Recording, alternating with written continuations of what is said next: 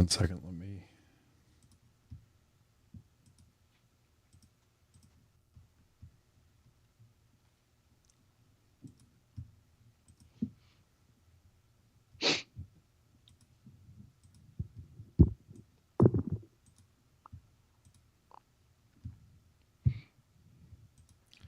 All right, ready to go. Welcome back, everyone, to 12 Pack Radio, your podcast source for Pac-12 football news and the home of the Beta Rank College Football Statistical Model. I'm Brian Conger. He's Rob Bauer, and we are in Week 7. Oh, my gosh, already. Week 7 of Pac-12 football play, Week 7 of college football play. Thank you for joining us. Follow us on Twitter at 12 Pack Radio, at Sharp College Football on YouTube, and at Beta Rank FB. And as you know, by the way, Rob, that's a beautiful something happened to your camera. We're doing simulcast here, YouTube video and podcasting. So it was a short week last week with some interesting games. I mean, this week, Rob, is absolutely the just some really interesting games, but a little bit. I don't even want to call it hipster games, right? Because I guess the Washington State UCLA game was certainly one that I was looking forward to. Yeah. Arizona USC, just like how bad, and the spoiler, like quite bad, was USC's defense against an actual offense. And what was Cal? Question mark. I think more of the question now is what was Oregon State as we look at the results of that game. What stood out for you in Week 6, Rob? Is and if you're tuning in for the first time, we're going to do general impressions of Week 6, and then we're going to go to Week 7 and kind of cover the games that happened, and then project those results into what is coming up in this week. And we have some really interesting games here. But what jumped out for you in Week 6? I think the biggest thing that jumped out for me in Week 6 was was UCLA's defense.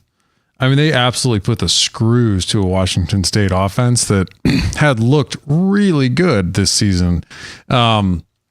With the exception of like quarter number 1 against Colorado State, like Washington State's offense has been significantly better with Ben Arbuckle calling plays. And our big question coming into the season, I mean, about UCLA's defense was their ability to defend the pass. They really struggled with that. And I feel like they answer. I mean, look, I don't think they're like right now they're at number 1 overall in Beta Rank. They've only got 4 games against FBS competition in. That said, they've been really, really good. It's not just Beta Rank that has them ranked quite highly. Lots of other people do too. It's remarkable to see this kind of a turnaround with Danton Lin, their new defensive coordinator. That's, I mean, like I thought the big story for me was UCLA's defense appears to now UCLA's offense is not UCLA's offense is a problem. No. Major problem. Yes, that is the right. But holy moly, this defense is really, really good. I mean, I think it puts in perspective, I thought Utah's offense was like in major trouble because if they struggled to score on UCLA, right, and had to rely on that pick 6, like how bad could they be? But it turns out like, oh man, like this is going to be a tough defense to score against. Yeah, absolutely. One of the things for me that really stood out, is that, I mean, that was just a big win altogether. And I did the stereotypical completely panic on every hour of prep work that I put into UCLA's preview this year. I'm like, oh, they suck. They suck. They only scored 7 points or 14 points or whatever against Utah. And then this was a really big win for them against Washington State. The thing for me that is interesting looking back at the prep work for UCLA was I listened to a couple podcasts that cover recruiting, and all of them were really big on Dante Moore. This guy is, take him out of the box, put him on the field. He's going to be awesome. And that's why I was surprised when, and some of it is Chip Kelly chicanery, right? Like he doesn't really tell you anything. He's really obnoxious when it comes to like, hey man, it's football, right? This isn't like geopolitics. Like this is just football in Westwood of all places too. It's not like you're in, it's not like you're in Columbus, Ohio or anything. But all that to say was, okay, if Dante Moore is not the starting quarterback at UCLA, I thought maybe, they just need to polish him a little bit. I just don't think he's as good as the projections had for him as a recruit. Maybe he'll get there, but I've just been incredibly underwhelmed by him. I had bet on UCLA against Utah more as I think Dante Moore can go into Salt Lake City and put up, more than 7 points of offense, which jokes on me, really wasn't the case. And then again, in this game, Washington State's defense is good. I don't think they're that good. But yeah, it's like kind of the opposite of what I thought, where I'm like, the defense might kind of suck, but at least the offense will chug them along. Right. That is really interesting that they've been able to push the ball forward on the defensive front. I mean, I think the biggest problem for UCLA going forward in this is one, look, more, and I think we should also say, like, because I think our expectations have reached the point where we almost expect freshmen to come in now and just be able to play. Right. Freshman quarterback, we just expect them plug and play. And that's not always. Which is totally unfair. Right. Totally unfair. That is not always the case. He may still yet grow into this job, right? Like, and figure it out. So I think if like the expectation of him being like the next freshman phenom was like, yeah, that he's missed on that. Right. Like, now the biggest concern I think I have is UCLA really, I mean, and they were pretty good. Now they were pretty good running the ball against Washington State. They managed to get, Carson Steele had a good game. He had 140 yards on 30 carries, 4.7 yards a carry, but they're like the offensive line isn't as good as we thought.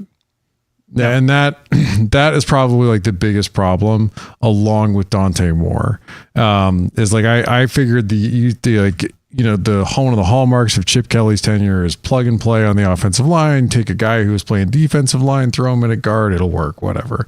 It's not working as well this time around.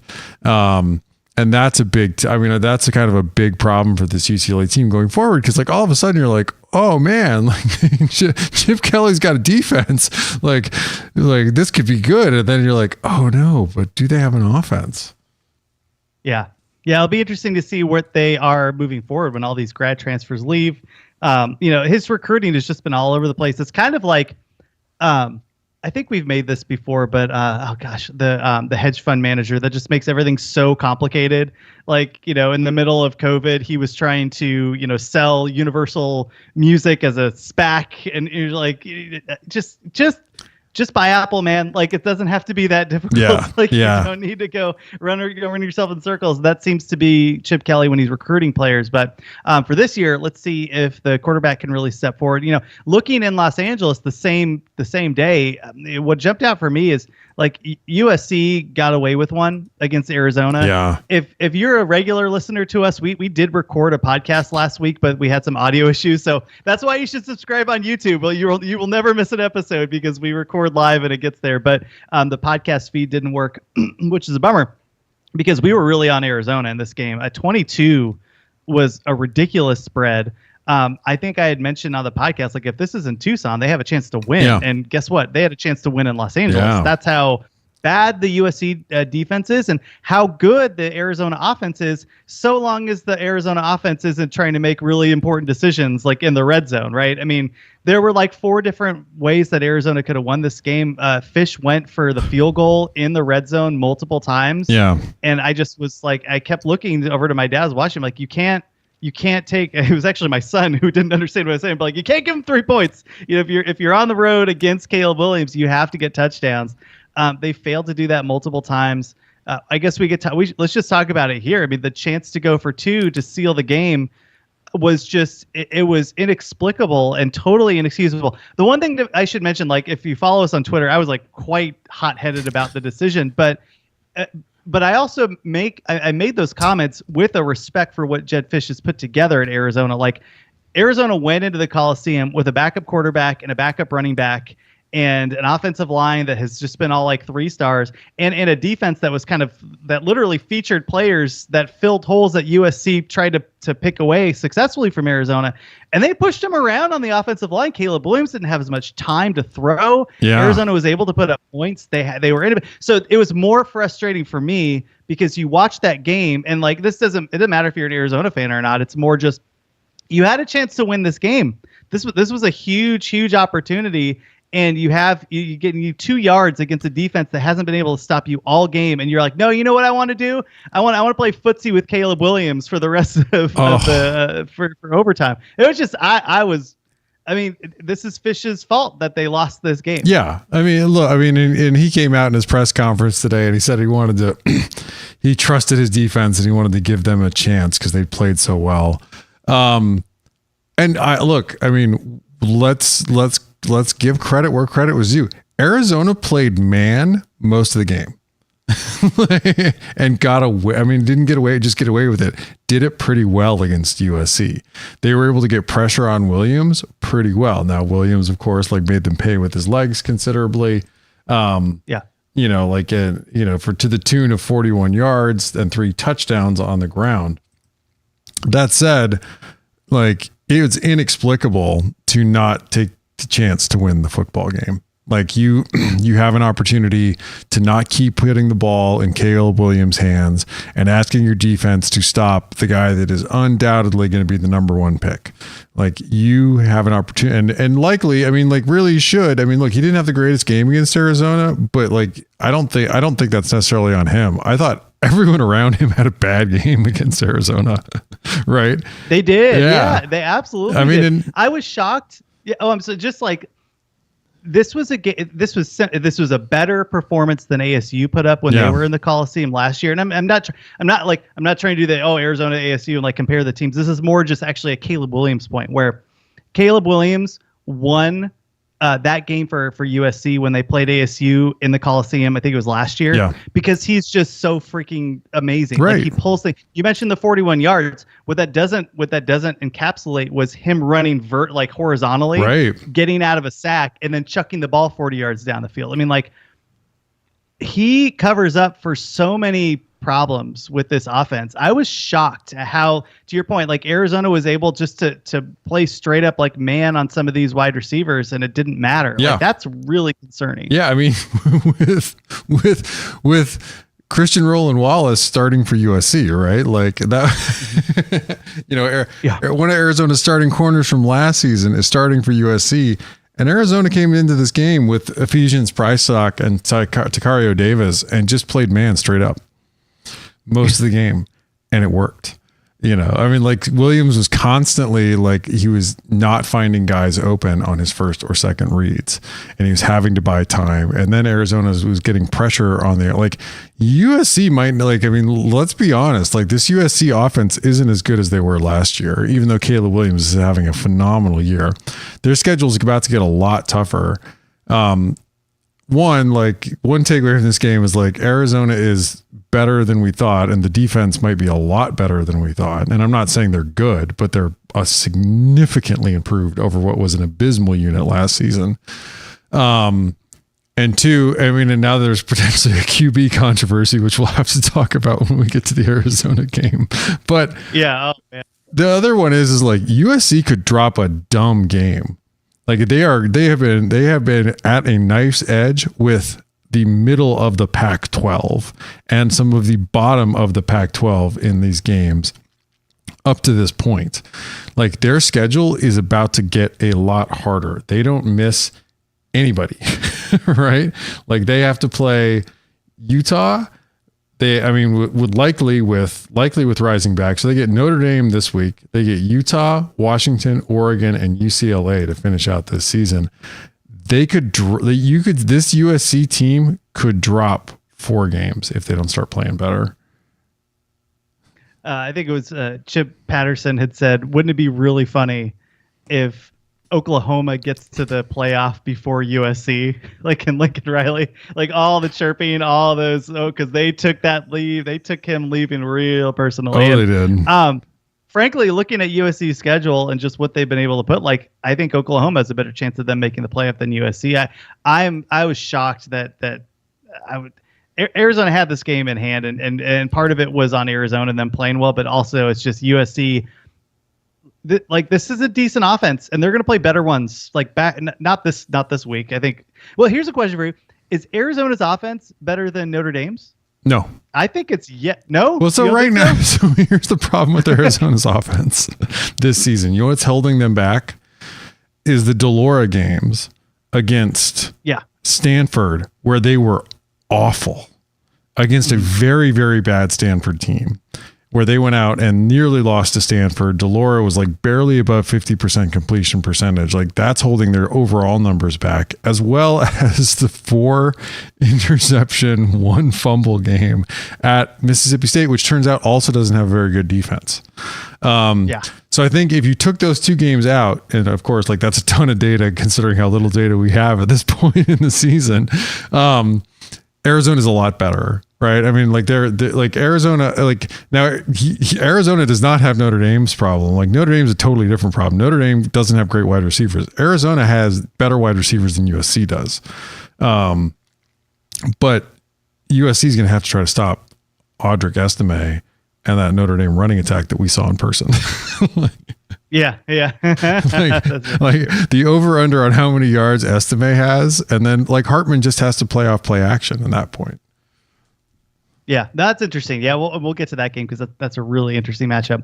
Other news: Oregon State gave up 40 points to Cal. It doesn't even matter how many they scored. Oregon State gave up 40 points to Cal. The third stringer with the best name in the Pac-12.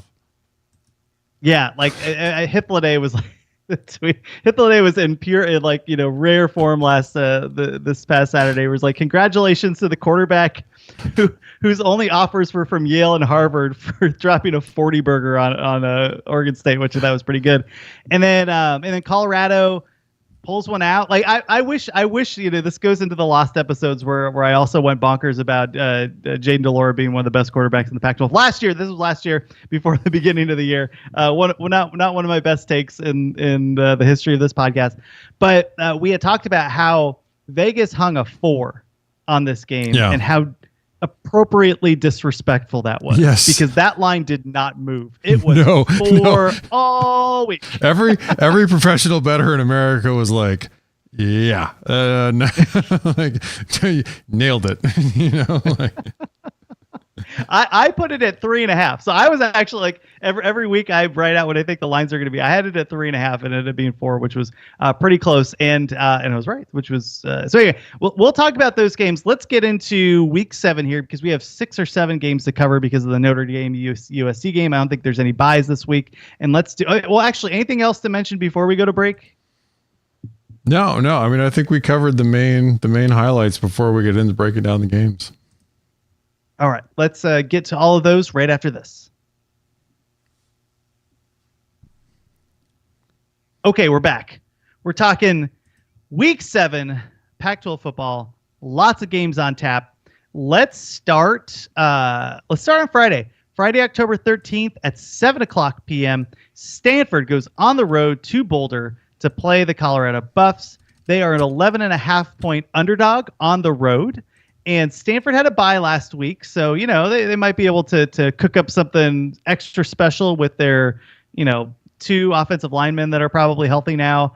I think the Stanford team stinks, but let's talk about what Colorado was doing with ASU. I had the chance to watch most of this game, and it frankly was kind of what I thought it was going to be. Where ASU plays hard, they don't have all the players. They're missing a lot of pieces, but they came out and really thought that they could win this game, and it was at home, and they almost did. They really had an opportunity to win. Shedeur Sanders really was able to close it up in the fourth quarter, and overall, this was back and forth. Not a super high-scoring game, which is a little worrisome, I think, if you're Colorado. I know ASU's defense is fine and not as banged up as his offense, but I was really thinking that Colorado would probably score a few more points in this game. They didn't. What did you think about the matchup here? I mean, I thought this was a great game for Arizona State, and we talked about like that, Bourget was going to be able to come out and just throw all over Colorado, and he largely did, right? Like now he only got 6.8 per. He doesn't have a great bunch of wide receivers, or a big arm. Yeah, or a big arm. I think 335 is him throwing all over Colorado. That's about as good as it's going to get. Now Scatabo didn't have a great game. But they also they didn't try to run it a ton. I mean, he only had 13 carries here. But like they got enough around, they got enough going, I would say, around, the offensively to be able to hang in this game. I thought the amazing thing, man, Shedeur Sanders, even though he had some highlights, he had a real bad game. Yeah, in this game, like just, barely above 50% completion percentage, 5.7 per. He didn't have any picks, so at least there's that. But offensively, this was a really, really rough game for Colorado, I thought. And this is coming off. I mean, look, they have played, and they've largely been able to put up points. When they have put up points, they put them up against Colorado State. They put them up against, a Nebraska team that was clearly overmatched, and a TCU team that's defense has regressed, and a USC team that we don't think has a particularly good defense. I don't think ASU has a really good defense, but they had a really, really rough night of it. Yeah. I think one of the things that just consistently comes up right about now is when you start looking at all these numbers over the course of games, and you're like, yep. We knew this about Colorado after the third game, just because of the teams that they had played against. 56 yards rushing. Oof. I mean, now there was some sacks that were baked into that, but I know Hankerson had like 5.8, but like overall, this is a team that can't run the ball. And when you're doing that, I mean, ASU's rush defense is probably I forget what the numbers were. They're fine, but they're not like world beater. So yeah. Just is what it is. We kind of knew that they couldn't run the ball, and they can't run the ball. They were able to do basically the bare minimum to win this game on offense. The thing that jumped out for me, I think I was listening to like Cover 3 podcast, and they were talking about how there aren't any wide receivers on this ASU team. I'm like, you don't watch Pac-12 football because Elijah Badger is a man. 12 receptions, 134. Xavier Gilroy is also good, even though he came from, I think he was an Idaho State transfer, but he's actually good. They have the tight ends. There are weapons in the skill positions to some extent. I mean, they're not as good as if you rate them in the conference, right. They're not. They're in the bottom half of the conference if you rated them out, but you're right that they're not terrible. Yeah. And Bourget, 6, he's just going to get what he's going to get in this game. I mean, I think we kind of know what Colorado is now. I'm just curious, Rob, what the numbers say between them and Stanford, because Stanford just stinks. Yeah. Like, this team stinks. And 11.5 now. I forget if this is at the farm. This is in Colorado. Yeah. Oh, buddy. I mean, I don't trust Colorado's defense, but I don't trust Stanford's offense here. What do the numbers say? So here's what's fast. I mean, so Beta Rank has this one closer. Beta Rank has this game. It's got Colorado at 85 currently, Stanford at 99 overall in Beta Rank. The naive spread's almost 6.5. But the predicted team points has Colorado at almost 32 points and Stanford at 29.5. And the reason for that is, look, Colorado's offense, they're at 70 overall in Beta Rank. They're clearly the better of the two units. But they are struggling to put up big plays. I know that sounds counterintuitive considering what you've seen, but they mostly have a pretty good drive efficiency number overall. But they have they're at 27 overall in effective pass. They're at 121 in effective rush. They're not a great rushing team.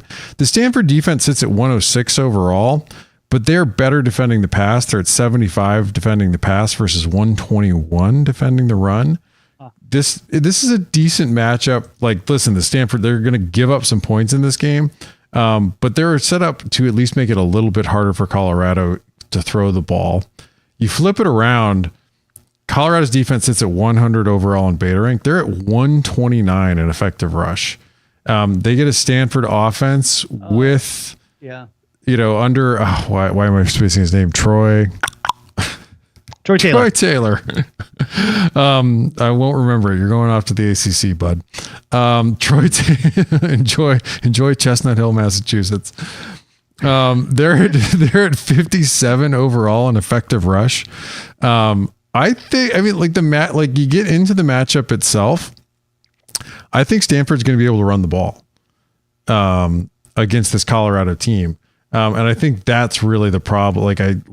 Why Beta Rank has this game is a little bit closer, is that they are just going to be able to likely run the football. And I mean, look, if Travis Hunter is back, maybe all bets are off on this. But versus that spread, I like Stanford, even on the road. I know that's crazy to say. But they have Colorado, I feel like the wear and tear, and they're a thin team. I feel like the wear and tear of the season is starting to catch up with them a little bit. Yeah. Oh, absolutely. We saw that at ASU. Like, Yeah. if they played ASU at the beginning ASU's of the year, a bad team. Yeah. Yeah, they are. I mean, this, like they got blown out by Oklahoma State that lost at home by multiple touchdowns to South Alabama. Oh, I think you talked this into me because I always do like matchup versus matchup. So right? no, I mean, look. I mean, like live your, choose your own adventure here. I just like this matchup on its own. Like, I mean, look, like Colorado is explosive enough, and Sanders is a big time player and a big time quarterback that they could hit some big plays, and this could be over real fast. I just think Stanford's a better rushing. I mean, like when you look at, let's look at real quick.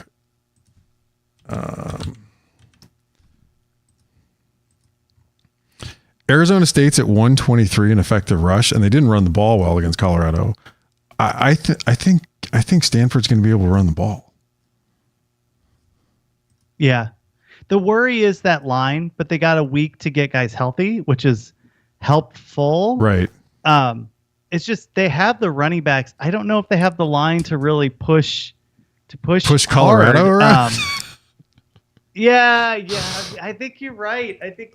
Because if all right, I'll take Colorado. I'll take Stanford. I'll take Stanford. I'll say that sounds right. Right. This is a matchup. This is a matchup league. Like, you know, that you can't just look at the names on the jerseys and that kind of stuff. I'm worried about taking Stanford on the road at altitude. Also, that I think is a problem. Right. I think this line already ticked up. The line opened at 9 and it's up to 12 at some books. So you're getting 3 more points of value. I'll take Stanford. I think I like how you broke that down, and I think you're right. I'm just worried that the Sanders big plays are what worries me, where this gets out of hand. But I think Stanford can at least keep things respectable. And this is another game that they're going to have to get up for, right? Like, that's tough, man. Like every freaking game, they have to like really bring it because everybody's going to give them their best, and I think Stanford feels like they have a shot. Well, they certainly didn't get any favors done. I mean, it's not as if the conference like is out to get Colorado. Like you get, so like I don't want to say this is harsh. It's like you got ASU and then Stanford coming off a bye, right? Like, but Stanford coming off a bye here doesn't help Colorado one bit, right? Like Stanford could also use to get healthy, and now they've had a chance. They've also had a chance to game plan and practice for Colorado for 2 weeks. Yeah, I hear you. Okay, you talked me into it. I like that. We'll see what happens. It's a lot. It just feels like a lot of points. Like if it was down around, like if it was 8, I would take Colorado. But Stanford on the road. Let's go. That's why we call it gambling. All right. Next game we have Saturday, October 14th at 4:00 p.m. on the Pac-12 Network. Shout out to our friend Ralph Amston for just retweeting people's frustrations trying to sign into Pac-12 Network to watch the Colorado game. I found that really funny. Like he's just constantly retweeting people that were really mad about it. Arizona is on the road in the Palouse against Washington State. Arizona is a 8-point dog in Washington, at Washington State in the state of Washington. Washington State. Good team, right? I mean, I was so bummed because they had an opportunity to beat UCLA. They had a couple fumbles. They had a really like 2 really bad interceptions. There's this really funny clip of like you can find it on YouTube where it's all of the bad Jets first round draft picks. It's just like a compilation of them one after another, and there's like 17 of them. And there's one where I think like John Elway is clearly they should draft him, and it goes with the number 1 pick. The New York Jets select Bob. It's like and you just hear one guy go, "Oh no!" And that was me at the bar with that awful Cam Ward pick. Just me by myself yelling to the heavens, like, "Oh no!" Oh man. Oh, so rough. 19 for 39, 197 yards, a touchdown and a pick. I do think that this UCLA defense is better. Also, just no productivity at all on the ground. None. Nikita Watson, 2.3 yards per carry. Holy smokes. Yeah, it was funny. It was funny because like Nick Aliotti he was on the halftime show and he's like, I don't know why they're not running more. I'm like, what what in the wide world are you talking about? like, I would argue they shouldn't try that at all. No, I mean, and to be fair, Dante Moore had 2 picks. Yeah. UCLA was able to get it done on the ground. Like, to your point, right? I, in my mind, had visualized, because I know the defensive ends of Washington State are good. In my, like, mentally thought that their front 7 was better than their secondary, but their secondary is actually flipped. Yeah. The secondary is better. And we saw that in the numbers here too, where 180 yards on the ground from UCLA, and that's including a number of sacks, like 30 yards worth of sacks, which also speaks to Dante Moore. Yeah. Arizona can move the ball, right? Like on the ground and in the air. Right. But holy smokes, the Palouse is a tough place to play. So what do the numbers bear out here? Oh man, I hate this matchup because if it's probably going to be Delora. He had a horrible game against them last year. And I think Fish said it was. Yeah. Right? So, if he's 100%, like, healthy, which, yeah. All right. So it's well, real fast, because like most people don't watch Arizona games, and rightly so. So like basically, Delora is the roller coaster of the Pac-12. Like he's the Anna Green Gables, high highs and low lows, and really dumb decisions and really great decisions. As if, but if you gave Anne of Green Gables some like biker meth and then set her loose, right? Like it is the high. It is the highest of highs. I am so happy, and then I am crying about getting my new shoes wet. Like it is like just like a complete collapse. Like. And they get this quarterback that is pretty good. Like he's 5'2". Like you can make, but makes pretty good decisions. He had one bad pick in that USC game, but for the most part, I thought he played super well. 5 touchdowns on the road at the Coliseum. Yeah. And he could have gotten rattled, and he did. He got rattled for like a half a quarter after that pick, and then he turned it back on. So like the idea of being, hey, this guy is more consistent and actually can move the offense, and we're going to get Jade Delora on the road against his old team, and he might want to take that personally, and I don't want him taking anything personally. Oh no, you don't want a Jade Delora try-hard game. Like that would you need him in the zen. Like so Washington State comes in at 18 overall, and Arizona's at 42. If this were on a neutral site, Washington State would be favored by 8. Washington State's offense is at 19 overall. They're really good at drive efficiency. Number 7 overall there, but we talked about this a little bit. Their receiving core is okay. They lack explosiveness. They're at 24 overall in explosive drives. Still too many 3 and outs, too many turnovers, 44 in negative drives. They're at number 5 overall in effective pass versus 113 in effective rush. I do want to call out for Arizona, like their defense is at 55 overall in beta rank, which is a bad Power 5 defense, but is an amazing turnaround over being like in the 110s, 1-teens last year. Really good at drive efficiency, 37 overall. They're at 28 in effective rush versus 81 in effective pass, but I do want to call out that 81 in effective pass number is really pushed up by the fact that they've had to play Washington and USC in back-to-back weeks. So like they're like, and they did a really good job. I thought they had a really good game plan for Washington. Washington's offensive line was good enough to slow down the pass rush. USC's was largely not. It just didn't. Caleb Williams was able largely to negate some of that. But I think Arizona is going to be able to play man. Against these guys. You flip. Now I should mention real fast. They did like dime and quarters. Yeah. Like they had the coins that you get for the bubble gum. Yeah. Like that's what they were playing out there. Yeah. So it's gonna be man. It's gonna be like man and like a dime package or like quarters with a bunch. But they've been all of those. That's what they were in for the most part against Washington. That's what they were in for the most part against USC. So they've clearly got the bodies. Arizona's offense is at 44 overall in beta rank, which again is held down by the horrible Jaden Delora games against Mississippi State and Stanford. They're at 114 in drive efficiency. This is under Jed Fish, this has been very similar for Arizona. They struggle with efficiency. They are looking for big plays. Now that has been a little bit flipped with Fafita in. He does operate the offense a little bit more, but they're at 15 overall in explosive drives. That's one thing to keep an eye on here is if they are able to put up big plays. This Washington State defense is at 35 overall in beta rank, but they mostly are very good at limiting drive efficiency, finding ways to get off the field. They give up big plays. They're at 62 overall in explosive drives.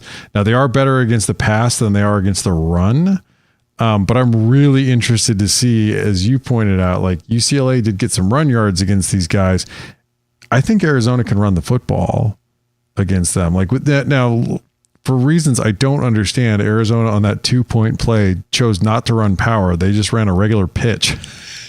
But when they were running power against USC, they were getting yards. Yep.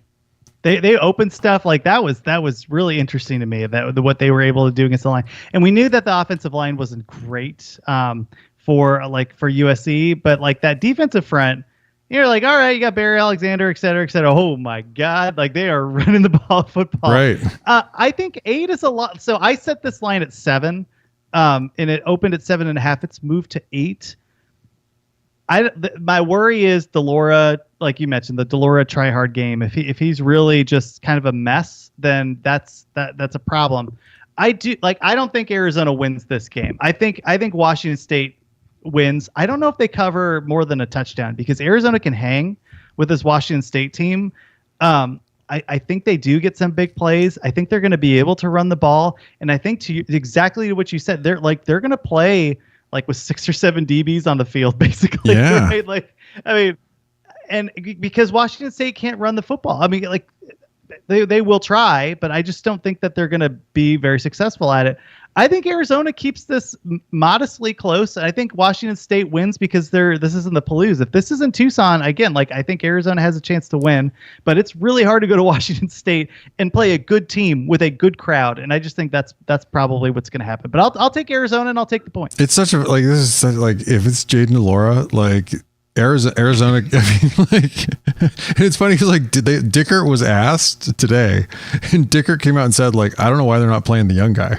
You're like, like that's a little animosity there, though. I don't know if he's trying I know. I mean, like, I know he and JDL probably didn't like part on the best of terms, but like, I mean, he's not wrong. Like, you know, like Fafita's been really good.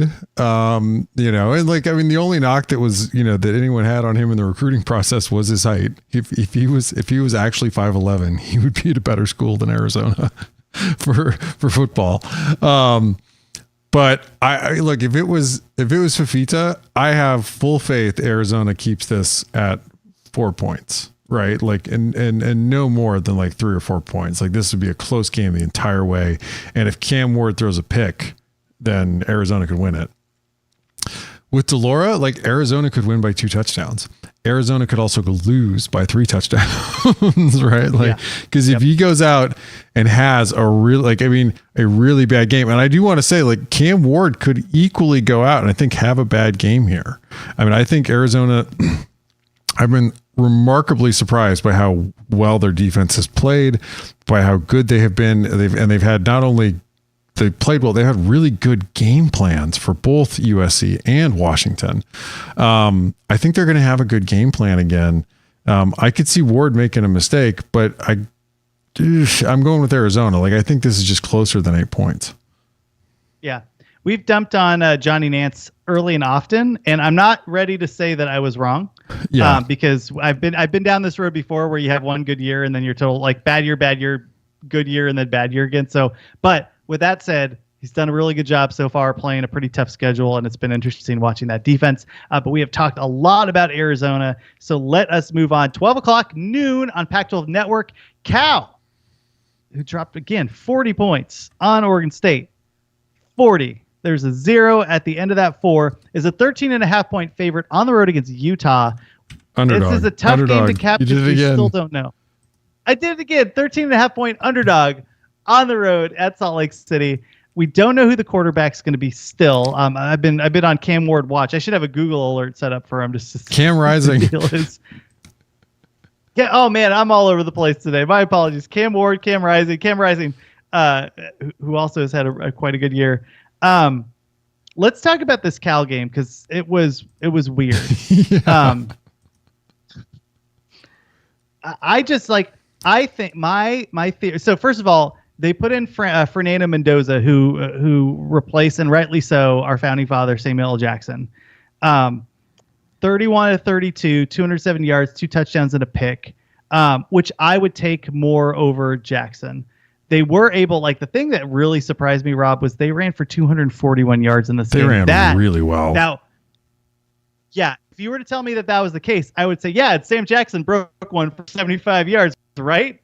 Right? And then no, this was straight up just getting it done on the ground. There's certainly some big plays, but not a ton. I mean, like I think the biggest rush here was like 25 yards. So, what do you make of that? I was under the impression that the front seven of Oregon State was good. The secondary is what worried me, and they really gashed him here. Cal did. Yeah, I mean, I actually came away from this like trying to think of in retrospect, is Oregon State's defense good? Or was it a bit of a 1 year, like, or like, do we have like a lot of regression, right? And then I went back and I was like, all right, who have they played? and the answers thus far is like a San Jose State team that's not terribly good, San Diego State, which Brady Hoke's probably getting fired, a Utah team that has truly no offense. They are a danger to no one offensively.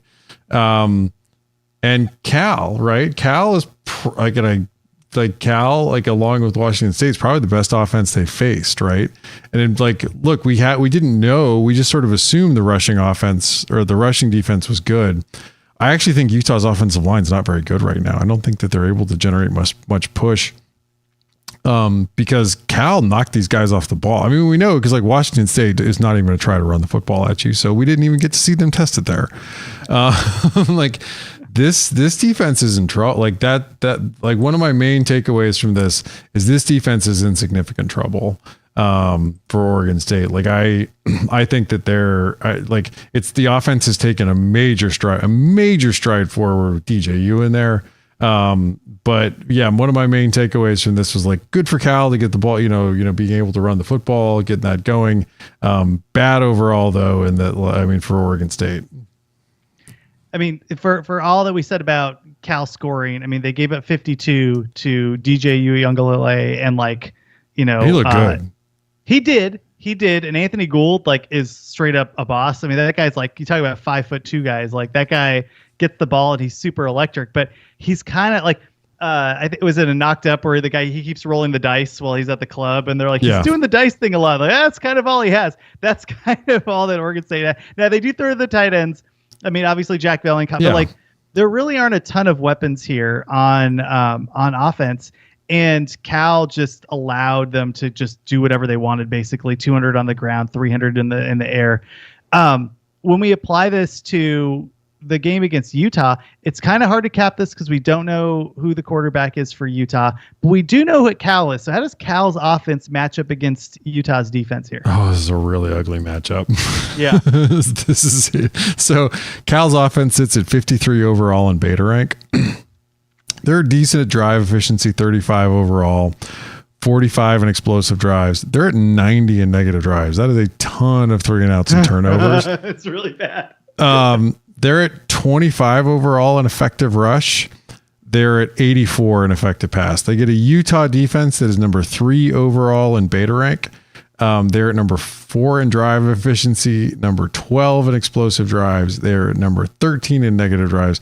They're at number 2 in effective rush. This Utah run defense is the truth. And they're at 12 in effective pass. You flip it around, Utah's offense is at 60 overall. They are not good. They're at 26 overall in effective rush. But they have not played a particularly good run defense. This Cal defense, now they did get lit up on the ground by Oregon State. They're at 27 overall in effective rush though, but they're at 63 overall in beta rank right now. This defense has been steadily falling from having appeared to improve earlier in the season. I don't know. I mean, this game just feels like one of those ones where it's it feels almost like Cal's a much worse team than UCLA. at least defensively. And I do think Utah is going to be able to get something going, even if Cam Rising can't play here. I don't think Cal's going to get much going offensively. I think Fernando Mendoza is going to get hit a lot in this game. Yeah, we saw what happened when Dante Moore went to Salt Lake City. Here's another like inexperienced quarterback. That's gonna. I mean, yeah, I know it will be. Like it will be hysterical. Like it'll be funny in a good way, right? You know, like and we'll all brush it off and laugh with him afterwards. Like, oh, remember when you went to Salt Lake and your first time there? Like, I think that's kind of what we're gonna it'll be like Footsteps Falco from The Replacements. Like.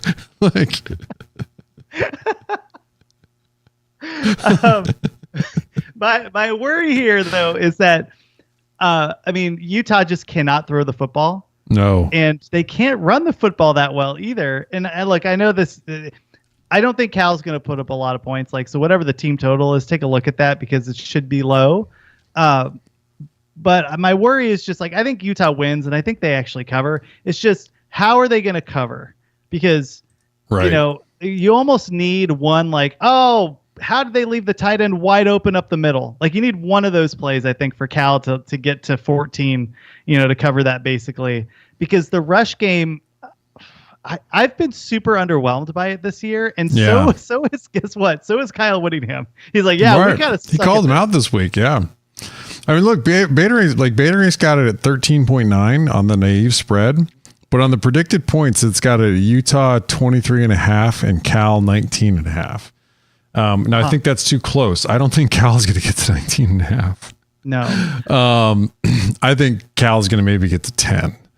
And I think Utah's going to get to 21.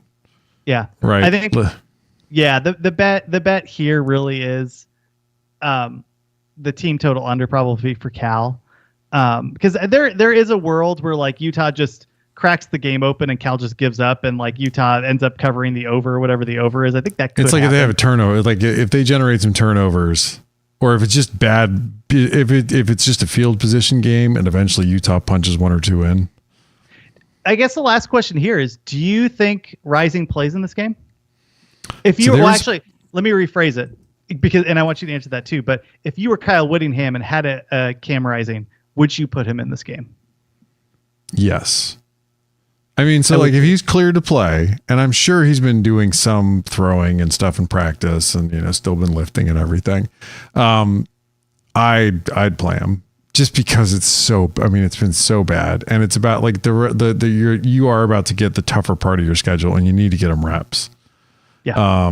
Right. And like, so you might as well put him into this game, and see what you got, and try to get him some game experience because he cannot play. I mean, yes, you would like to get him to not get hurt, but you got to take the bubble wrap off at some point, and he cannot play worse than Bryson Barnes and Nate Johnson have been playing. They are so bad.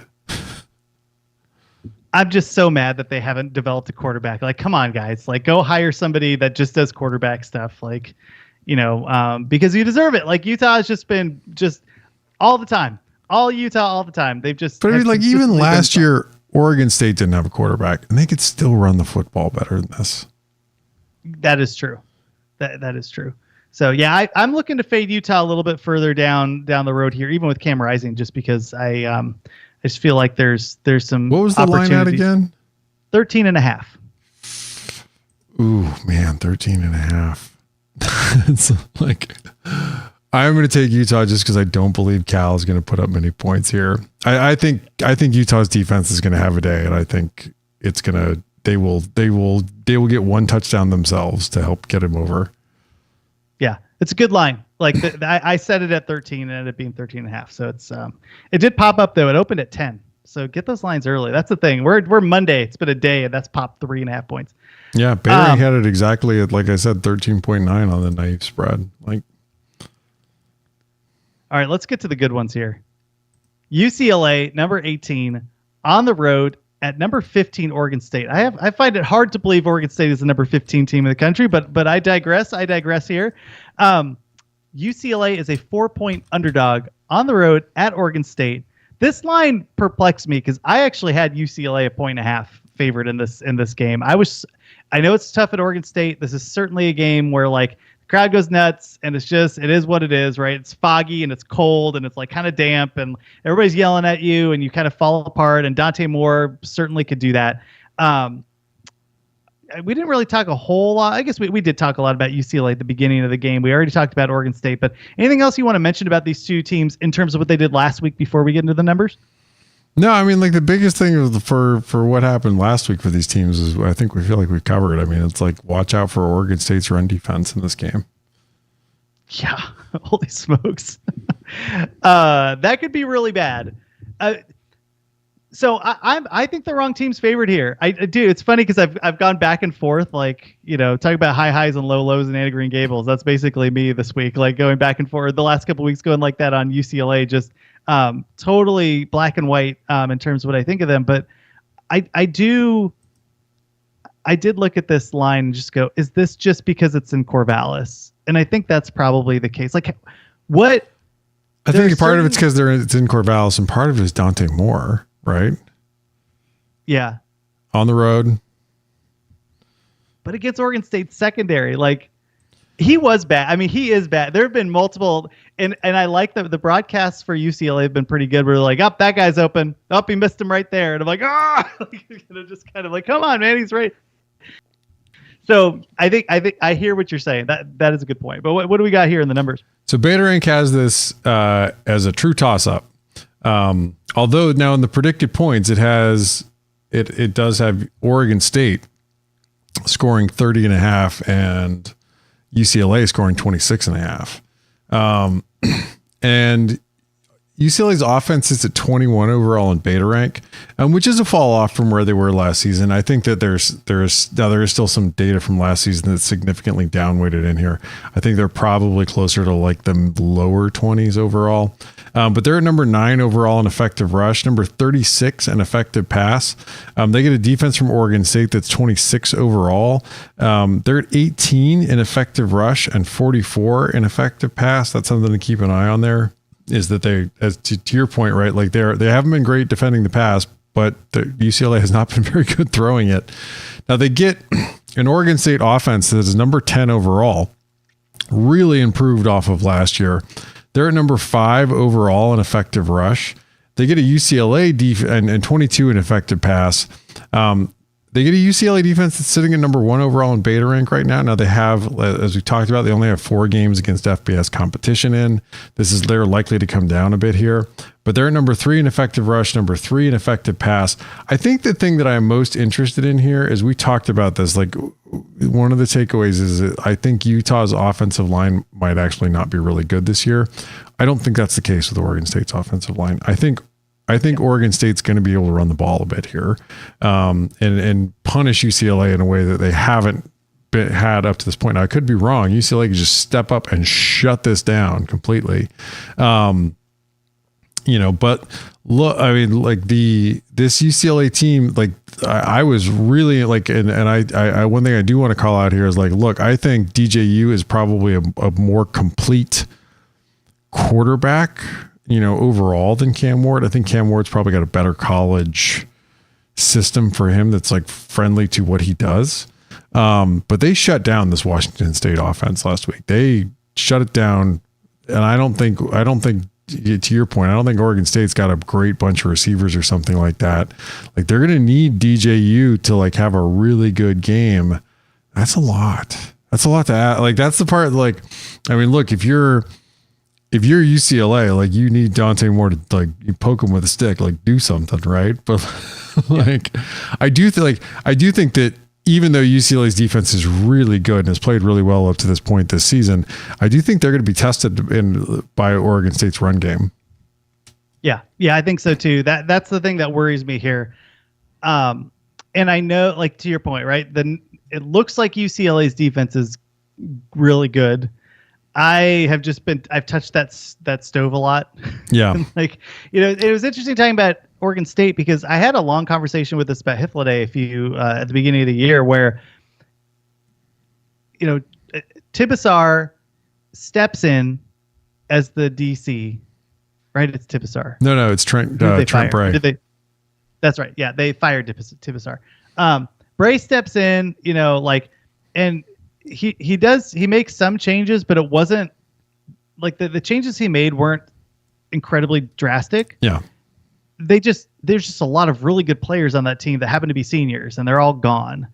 And I just think that UCLA has an opportunity here to score enough points to at least cover the spread, if not win, because I think they can pick on this defense. And I'm worried about DJU and what he's able to do. I'm worried about the run game, but I think this is a close game, and I'm going to get 4, which is important.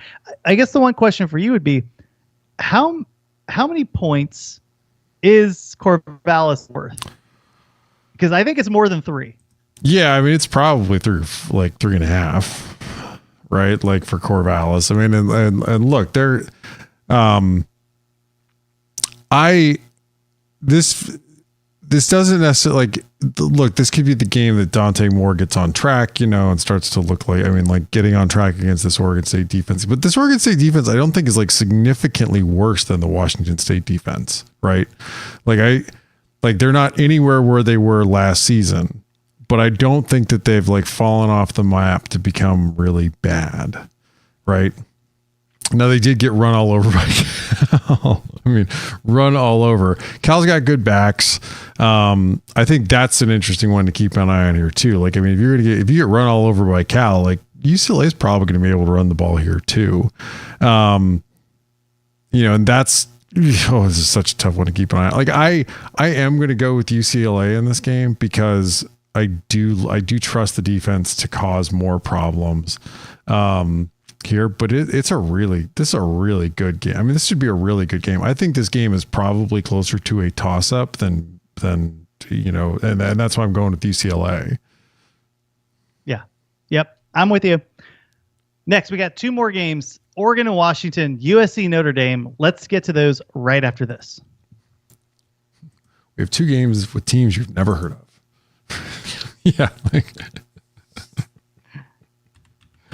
All right, we're back. We're talking I'm so excited. It's a bummer because I don't know if I'm going to be able to watch these games, which I'm so sad about because I'm going to be out of the country. We got Oregon and Washington, USC, Notre Dame. Let's talk Oregon and Washington so we can just get the USC game out because we don't have to break down as much. And this is the game I think everybody's been waiting for, right? Oregon goes into Washington as a 3-point underdog, so Washington is favored in this game. I'm so excited about this, and both teams, Rob, were on a bye, so they both get each other. Like, that's so cool. Like, good, but finally, right? We would always like dump on the Pac-12, and they finally get their act together, and then they fold. So it is what such is life. Life's not fair. But so both these teams were off last week, and I mean, what? Like, just tell me the numbers here because I am just fascinated to see, particularly what Washington's defense is right now versus Oregon's offense. I mean, go through all of it, but like, I'm that I think is going to be the key because I don't know where we're at yet with both of those units. So this is a really fun matchup. Oregon's offense currently sits at number 1 overall in beta rank. They're at number 2 in drive efficiency, number 4 in explosive drives, 15 in play efficiency, and number 9 in negative drives. They do everything well. They're at number 7 in effective rush versus number 6 in effective pass. So they don't have a big split. They can run the ball. They can throw the ball. Will Stein's done a really good job thus far. They get a Washington defense that's number 45 overall in beta rank, which is an improvement over where they were last year, which was about 66. They're at number 44 overall in drive efficiency. You can put together some longer drives against them. 44 in explosive drives. They're at 47 in play efficiency. 64 in negative drives, not forcing quite as many 3-and-outs and turnovers. The biggest thing for them, and we talked about this coming into the season, they're at 45 in effective rush, 53 in effective pass. They are no longer a sieve in the back, comparatively. Now, you get the number 2 offense in beta rank in Washington. That's right. Number 13 in drive efficiency, number 2 overall in explosive drives, number 2 in play efficiency, number 5 overall in negative drives. They really do a good job avoiding 3-and-outs, avoiding turnovers. Now, Washington, though, is number 1 in effective pass versus number 111 in effective rush. You know this coming in. They are absolutely looking to throw the football against you. This Oregon defense, which was in the 40s last season, sits at 21 overall in beta rank. And they are struggling right now. They're struggling with this drive efficiency, 55 overall. But their underlying yards metrics are good. It just means that they've given up more points than you would have expected. They're at 17 overall in explosive drives. They do a really good job containing big plays. They're at 21 in play efficiency, 24 in negative drives. They're at 36 in effective rush and 23 in effective pass. So it's funny because the naive spread has this as Oregon as almost a 3-point favorite on the road. But the predicted points has Washington 39.15, Oregon 36.15. So here's my biggest worry. Like this, and this is just like this is really zooming in like micro. I'm worried. I'm worried that Washington finds the duck, and they pick like I don't. Oh yeah. I don't trust all the corners here for Oregon, and maybe it's just because like what I saw in the Texas Tech game, but my worry is they just pick on somebody. And they pick on him, and they pick on him, and they pick on him, and they force the safety over. Then they pick on the next guy. Like that is the one. I think Oregon's the better team. I really do. I love Washington. Washington is so fun to watch. I don't believe in much in his defense, but I do think that there's a world where they're at home and it's loud and it's crazy and it's obnoxious, and like they find the corner that just can't get his act together, and then they just keep putting up points that way, and then it opens the door for everything else. The one thing though is it's one dimensional. Right, like Oregon is gonna be like, go ahead and run the ball. See, have fun with that. Right. So that I think you're gonna see a lot of guys in the secondary just kind of roaming around, making sure that people aren't open. Because I wanted to take Oregon in this game, but man, like this game is just gonna be awesome. Period. But I don't know. What do you think? What do you think with these matchups here? I mean, I think you're right. I mean, look, like Oregon has not hit the point yet at any point this season where they've really, I think, had anybody test how deep I mean, Washington will, right? Like, I mean, like we talked about, like Arizona's game. I thought Arizona had a good game plan. They didn't have the personnel to really fully execute it versus Penix and co. But that was the takeaway big plays. Try to get pressure on Penix, and then but the problem that Arizona had was they could not put pressure enough on Penix, and he always had time to find the check down. He's going to face more pressure this game. He's going to face more pressure than he has at any point this season. And Oregon has the better defense. On paper, they have the better offense up to this point. Now, I still probably lean up a little bit towards Washington offensively here. But I think that, like, if you flip it around, like, whew, buddy, like, I think you're going to be able to run. I think they're going to be able to run on Washington. I think they're going to be able to throw on Washington too. That's a bit of a concern here, right? And like Oregon, I mean, no, like Oregon's both of these teams have mostly cruised, right? Yeah. Through their, up to this point. I mean, like, look, I mean, Oregon had that rough game on the road against Texas Tech. We all have questions about how good Texas Tech is this season. Washington went in and had a rough game against Arizona, right? And Arizona we've talked about much improved, but still not really good. I think Oregon's I think this is going to be of course it's going to be a really, really tight game. Washington is slightly favored here. I kind of like them at home. It just comes down to that. I like them at home. I think to your point, it's tough to cover Washington. I think they've got three, like people always talk about their two wide receivers. They have three really good wide receivers. Oh yeah. That's and Penix showed in the Arizona game, he will you take everything. He will take the check down. No questions asked. He will take the check down.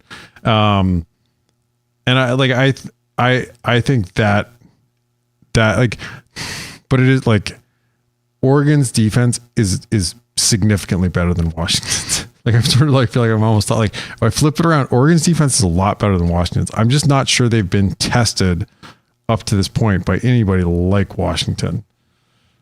I mean, they shut down Colorado, but that just feels like, I mean, they're so much more talented than Colorado, and they're not stupidly coached like USC's defense. Yeah.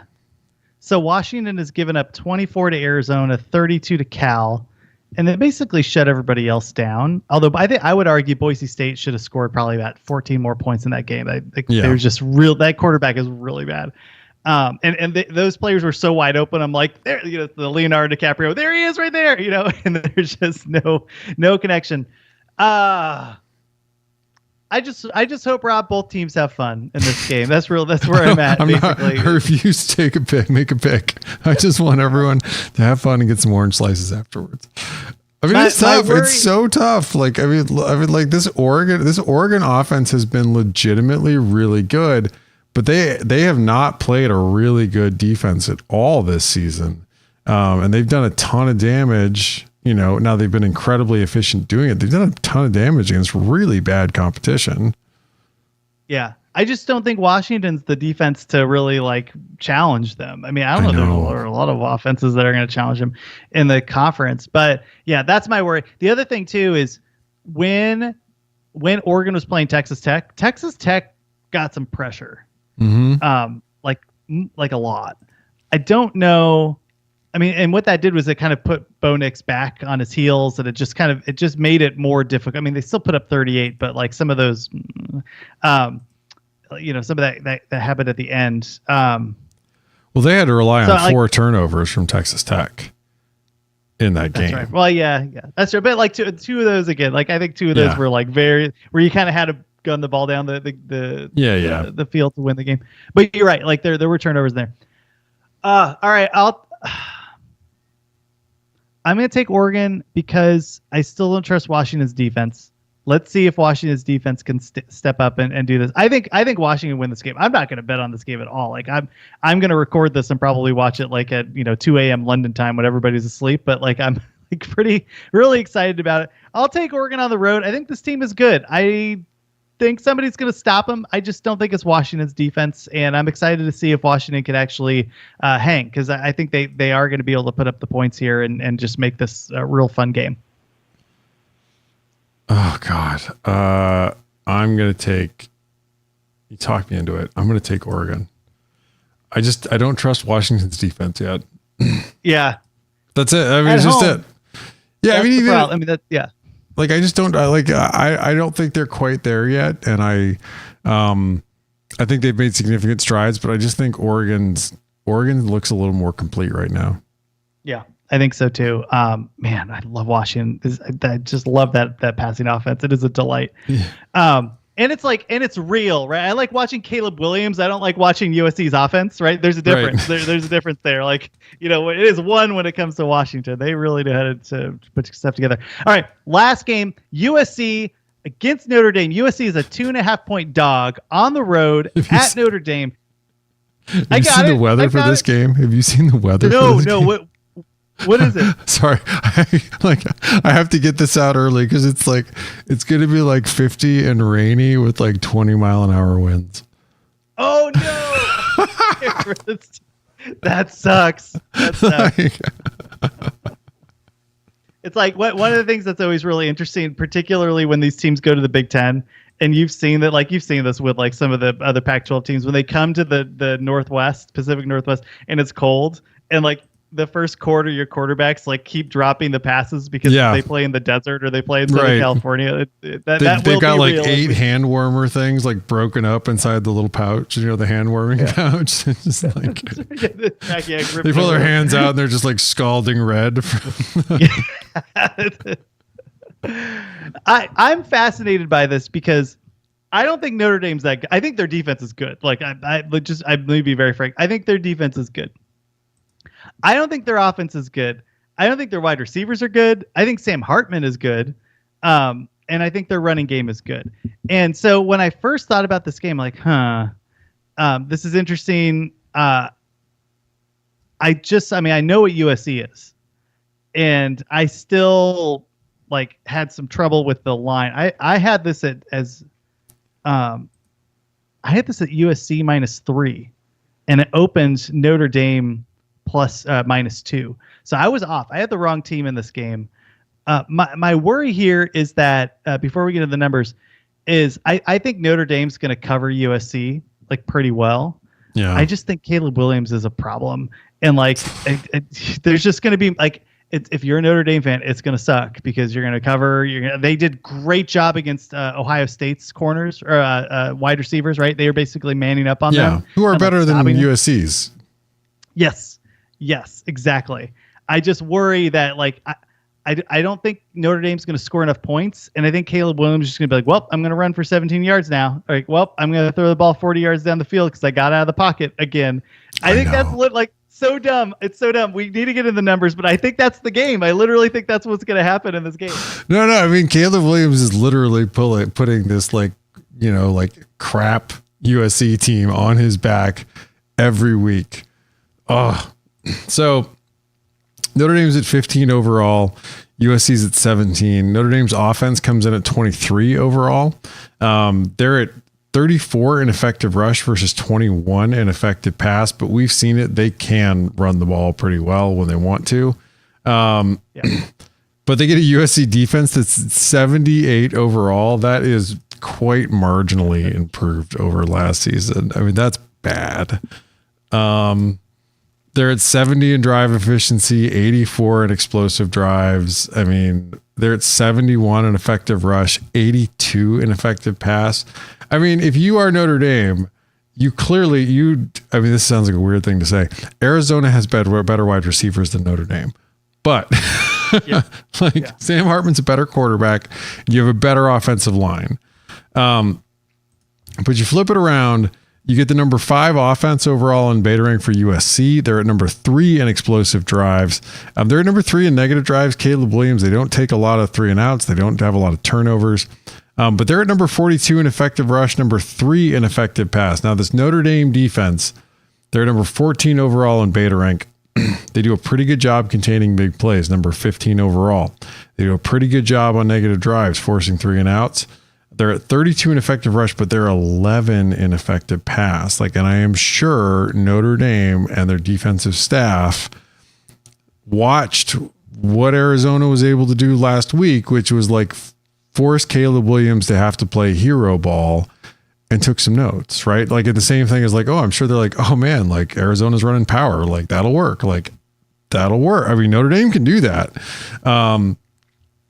And you and I have been there. It's like you can wake up the echoes. Now they lost in the last minute to a pretty okay Ohio State team, a very good, let's be honest, very good, not great Ohio State team. But I mean, that place is going to be rocking, even in bad, and the weather's going to be bad. I just that I know Notre Dame, or I know USC's defense sucks. I do. I just I just don't know. I don't know if Notre Dame's going to be like, they will be able to run the ball, but I don't know if running the ball alone is going to do it. Right. I just think Williams is going to put up enough points where it's going to Hartman is going to need to connect for 2 touchdowns in this game for Notre Dame to win. But sure. But they USC, Colorado get within a touchdown. Yeah, and Colorado's all they've got is a quarterback, man. So I'm just look, I mean, Beta Rank has this. This is a funny one. Beta Rank has this as Notre Dame by 4 on the naive spread, but only winning by roughly 1.5 points on the predicted points. Both of these teams are going to put up a lot of points in this game. This should be a pretty high scoring affair, I would expect.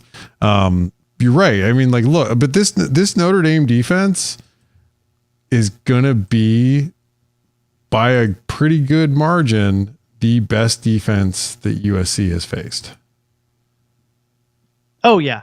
And my worry too is that they're going to be able to do what Arizona did, but with an extra linebacker. Right? Because I think their corners, Arizona held them to 28 in regulation. Yeah. And I think Notre Dame will be able to man up and not need the extra safety out there and have that cat in the box. Yeah. Yeah.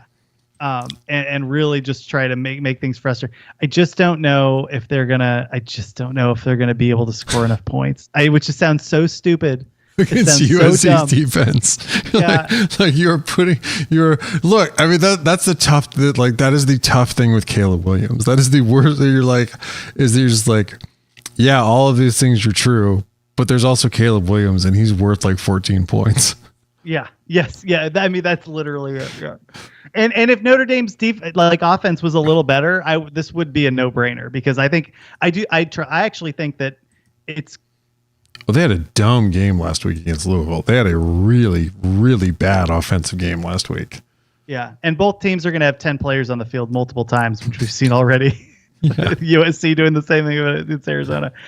Oh my gosh. I'm going to take the points. It sounds so stupid. I'm going to do it. I think I think Caleb Williams is just enough for them to win this game, and I can't believe I'm not going to bet on this, not at all. Like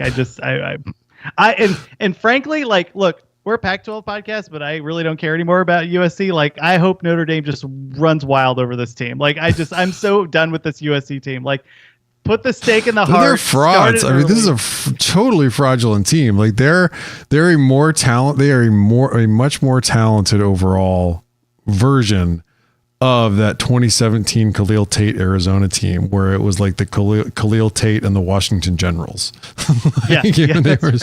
So like, Caleb Williams is so much better than everyone else on this team. Like, I don't even think USC's receivers are all that good. Like, no. I mean, Brandon Rice is big, and he's fast too. He does get some good plays. Yeah, but he's inconsistent. And Dorian Singer, like, it was interesting because Ralph Ampson had mentioned, like, I hope Arizona doesn't play too well because USC will just take their players next year, which A, is funny, but B, if you take a look at the players they took from Arizona, like, Dorian Singer is the fourth or fifth number of receptions. Christian Roland Wallace started as the backup nickel on this defense, and Keon Barrs barely plays. So, it's just so, who knows? Like, who knows? No. Arizona's gonna finish with a better defense than USC this season. Without their three players. Minus those dudes. Like, addition by subtraction, Rob. Addition by subtraction. I keep like, it's not that I want to take away from Johnny Nansen. I just keep coming back to, like, adding Dwayne Aquina, who is, like, sneaky one of the best defensive minds in college football, to the staff. Is like, oh man, all of a sudden the game planning is a lot better. That's true. Yeah, that is true. Oh, they're playing quarters. I wonder who's that was. Oh, wait a minute. Arizona has a much better game plan to start with for every opponent that they have. How did we get there? Yeah. Oh, right? It's the greatest, like, mind coaching secondaries in college football. The guy that invented the Desert Swarm defense, the double flex eagle, like, basically came up with, like, I just so funny. And then coached all those dudes to the NFL at Texas and Stanford. Like, yeah, that's right. All right, I'll take the points. This is straight up a Caleb Williams bet. Like, I just think that he's gonna. I think he'll do enough to get USC. They could lose, but I'm still getting a couple points in a game that I think will be tight. I will take them. I just hope that USC loses in 4 straight Pac-12 games. That would be the sweet justice, where they beat Notre Dame, and then everybody goes, oh snap! Like, the Pac-12 is even better. Them. Yeah. But no, they're clearly, like, the schedule heats up for them big time after this, because they get Notre Dame, then they have Utah at home, and then they finish out with Washington at home, at Oregon, and then UCLA at home. Like, they could, like, counting tomorrow or counting this week, they could easily lose a couple of these. Why? So, last question here. Two last questions. Who are you taking? What's the line again? Is it 2.5? 2.5. Ooh, I'm taking USC, and I hate to say it, but it's like the predicted points. Like, I think this is going to be like a 1-point game. Okay, so you're taking the points. Why is USC not fired Alex Grinch? God Almighty, I don't know. Like, this is going. It's not just at USC. This is going back to Oklahoma. Yeah. right? That he was not, it's not been good. And I don't understand why I don't understand why they haven't made an in-season move, right? Like I talked about this, like coming into the season with Johnny Nansen, and then look, they turned it around. They've made significant improvement. Congratulations. Like I was wrong. You were right. You were right, Johnny Nansen and Jed Fish.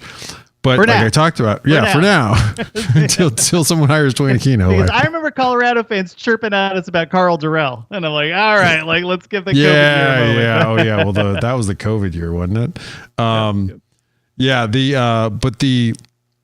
I will say, like with Grinch, like you had to come into the season with an in-season replacement plan if things didn't improve, and they are 10 spots. Maybe 15 spots better in beta rank than they were last season. That is not nearly enough improvement. And like, I cannot understand why they haven't made a move. It makes no sense to me other than that they don't think that they have somebody on staff that could be an improvement. And I just find that hard to believe. Like USC is still, regardless of all of this, those players are talented. Now they may not be, like shut them down, Alabama talented, like coached up by Nick Saban, but they are much, much more talented than what we see with the product on the football field. Yeah. We'll see. I mean, like it's almost cost them, right? And I think that this is the opportunity. You have Caleb Williams has made up for some bad offense, like on this team. I mean, it's just if you got him, smoke them while you got them, because we've seen what happens. Like look at Ohio State, right? They had 3 like back to back awesome quarterbacks, and now they don't, right? And now they're probably on the outside looking in. I mean, maybe not. They might be able to pull it out, but look at this Ohio State. I mean, like, look, if you had taken this, they got a top 10 defense. If you taken this defense and put it with last year's offense, like you're cooking. If you're the Buckeyes, like right now, if you're USC, you are looking at having, counting Oklahoma, 3 years of Caleb Williams and nothing to show for it because you had a bad defense not just a horrendously bad defense every year. You will lose to Tulane, which you've already done in a bowl game, and then you'll probably lose to Texas Tech in the Holiday Bowl. Oh, dude, around like now. USC as they sit right now isn't good enough offensively to hang with Oregon and Washington, and has a defense that is going to give up a bajillion points to Oregon and Washington. I'm excited. Those games, that. like those games right now, look, like things could change by the time we get to those games. Those are the last, part of the last 3 games of the season. Like Oregon and Washington would probably be double-digit favorites against USC. Yeah, I'm excited to see those lines, especially after they beat Notre Dame. I'm not saying like 20 points. I'm saying like they'd be like 10 or 11 point favorites, right? Like maybe 9, but it's more than one possession. Yeah. Oh yeah, I totally agree with you. Yeah, I've been underwhelmed by the offense this year. Yeah. So we'll see what happens. That part. And they can run the ball. The thing is, like, I think part of it's the line, right? Still, like Arizona. Last thing. Arizona pushed around with like four rushers off that offensive line. Arizona, right? Like, what are we doing here? With a bunch of guys that are like, look, USC got Bear Alexander, who was at least like second string, like at Georgia. Like Arizona got Bill Norton, who played on like punt coverage. They got Taylor Upshaw, who was a cast off from Michigan and Colorado. And they did it. Right. I mean, now I think what I will say, what really helped Arizona too is like, man, you got to give them credit. Like they've recruited some guys. Like Prysock can play. So could Davis. Yeah. All right. Well, we'll keep a lookout. Fun games. I'll make sure to record most of these, and so that way I'm knowledgeable the week I get back. 12-pack radio. And are you doing the Saturday 6 this week? I am. I'm probably going to get it out on Wednesday. Okay. Sharp College Football on YouTube. Check us out there. Check all of Rob's numbers out at sharpcollegefootball.com. And we will catch everybody next week.